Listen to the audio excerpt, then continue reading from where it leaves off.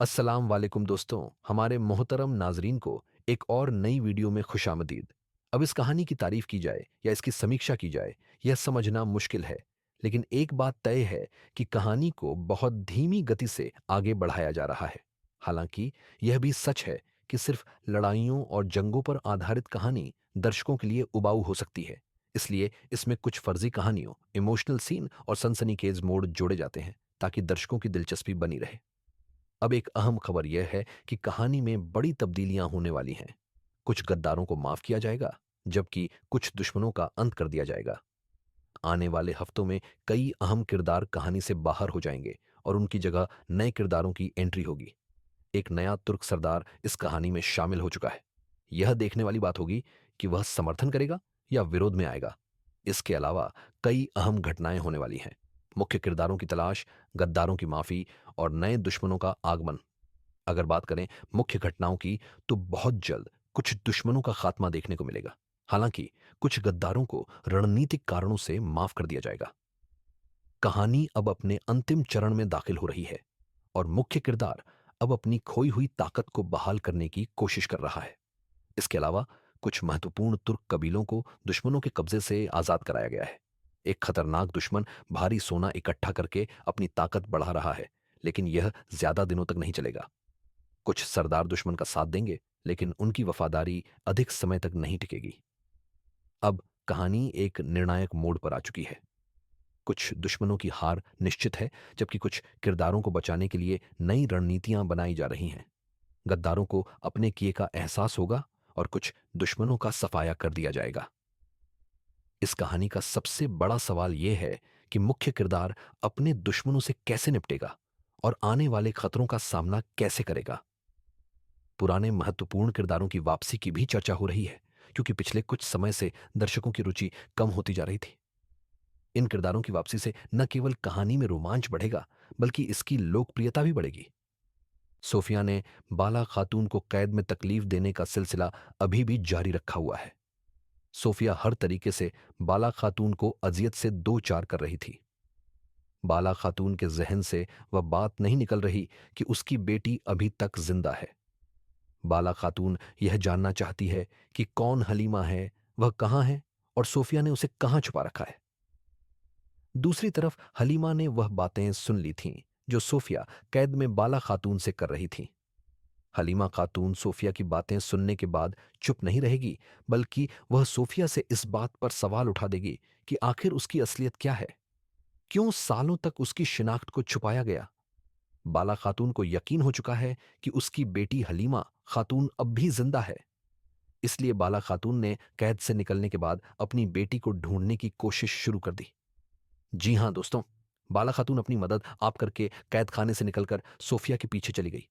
बाला खातून किसी न किसी तरीके से सोफिया से यह बात उगलवाना चाहती थी कि आखिर हलीमा खातून अभी कहां है, क्योंकि बाला खातून ने जिस तरह सालों से तकलीफें बर्दाश्त की हैं, वह यह जानती है कि उसी आजमाइश से उसकी बेटी हलीमा भी गुजरी है। दूसरी तरफ हलीमा खातून ने उस्मान बे को यह खबर कर दी कि बाला खातून अब भी जिंदा है और उसे आके सार किले में रखा गया है। सोफिया ने अपने मंसूबे में तब्दीली के बाद बाला खातून को आके सार से निकालकर एक खुफिया तरबियत गाह में ले गई थी। हलीमा खातून सोफिया की उस खुफिया तरबियत गाह के बारे में भी जानती थी। इसलिए हलीमा खातून उस्मान बे को सोफिया के खुफिया ठिकाने की खबर कर देगी। उस्मान बे बाला खातून को बचाने के लिए सोफिया के पीछे चले जाएंगे। उधर हलीमा खातून भी सोफिया के पास जाकर यह सवाल उठा देगी कि आखिर उसकी असल शिनाख्त क्या है। दूसरी तरफ उस्मान बे और बाला खातून सोफिया के पीछे पहुंच जाएंगे। सोफिया को जब अपनी मौत करीब से दिखाई देगी, तो वह हलीमा खातून की आड़ में अपने आप को बचाने की कोशिश करेगी। बाला खातून उस्मान बे को यह बताएगी कि उनकी बेटी हलीमा खातून अभी जिंदा है। जिस लड़की को सोफिया अपनी जान बचाने के लिए इस्तेमाल करेगी, वह असली हलीमा नहीं होगी। जी हां दोस्तों, उस नकाबपोश लड़की को सोफिया वहां मार देगी। बाला खातून को किसी भी सूरत यह यकीन नहीं होगा कि सोफिया इस तरह उनकी बेटी को मार देगी, क्योंकि जिस तरह सोफिया ने बाला खातून और उस्मान बे के खानदान को अजियत से दो चार करने के लिए हलीमा खातून को सालों तक जिंदा रखा था और साथ ही हलीमा खातून के मजहब और नाम को पूरी तरह तब्दील कर दिया था, अभी जब बेगम खातून ने बाला खातून को आग में डाल दिया तो सोफिया ने वहां बाला खातून को बचा लिया था, क्योंकि सोफिया किसी भी सूरत बाला खातून को आसान मौत नहीं मारना चाहती थी। साथ ही साथ बाला खातून को बचाने का मकसद सोफिया का उसे उस रात से वाकिफ कराना था जो सालों से छुपा रखा गया था। इसके साथ ही सोफिया का मकसद बाला खातून के जरिए उस्मान बे, तुर्कों और बेगम खातून के दरमियान एक बड़ा तनाजा खड़ा करना था। अभी एक तरफ उस्मान बे बाला खातून को बचा लेंगे, दूसरी तरफ उस्मान बे हलीमा खातून की असलियत के बारे में भी जान जाएंगे। बाला खातून को बचाने के बाद उस्मान बे का पहला निशाना मंगोल कमांडर लगान से पहले इल्बाएं और बेगम खातून का खात्मा होगा। गद्दारों के खात्मे के बाद उस्मान बे मंगोल कमांडर लगान को मौत के घाट उतार देंगे। जी हां दोस्तों, आने वाली किस्त में हम देख सकेंगे कि ईलबाएं और बेगम खातून की मौत हो जाएगी। दोनों की मौत एक साथ देखने को मिलेगी। सोफिया के खात्मे का वक्त अब करीब आ चुका है। मंगोल कमांडर लगान की मौत के बाद इन जमीनों पर मंगोल कमांडर अमीर चबान और उसका बेटा अमीर तैमूर आएंगे।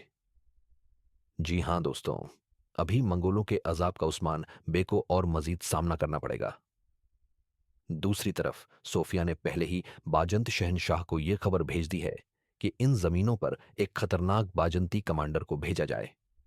आने वाले वक्त में बुरसा के तकफूर के तौर पर एक नया खतरनाक बाजंती कमांडर इन जमीनों पर आने वाला है। यकीनन उस कमांडर के आने से उस्मान बे के खतरे में और इजाफा होगा। एक तरफ मंगोल उस्मान बे के लिए इस जमीन पर मुश्किलात बढ़ाएंगे, दूसरी तरफ बाजंती कमांडर अपने मुख्तलिफ जत्थों के तहत उस्मान बे को नुकसान पहुंचाने के लिए हमले करेगा। एक खुशखबरी यह होगी कि बाला खातून और हलीमा खातून के वापस आने के साथ मंगोल कमांडर उलगान तौबा करके कलमा पढ़ेगा और उस्मान बे की सफ में शामिल होगा। सोफिया के खात्मे का वक्त भी करीब आ चुका है। सोफिया की मौत बाला खातून और हलीमा खातून के हाथों देखने को मिलेगी। सोफिया ने जिस तरह सालों से उस्मान बे और उनके खानदान को तकलीफें दी थीं, उसका अंजाम बुरा होगा। दोस्तों, अगर आपको यह वीडियो पसंद आई हो तो इसे लाइक करें और हमारे चैनल को सब्सक्राइब करें ताकि आपको सभी अपडेट्स समय पर मिलती रहें।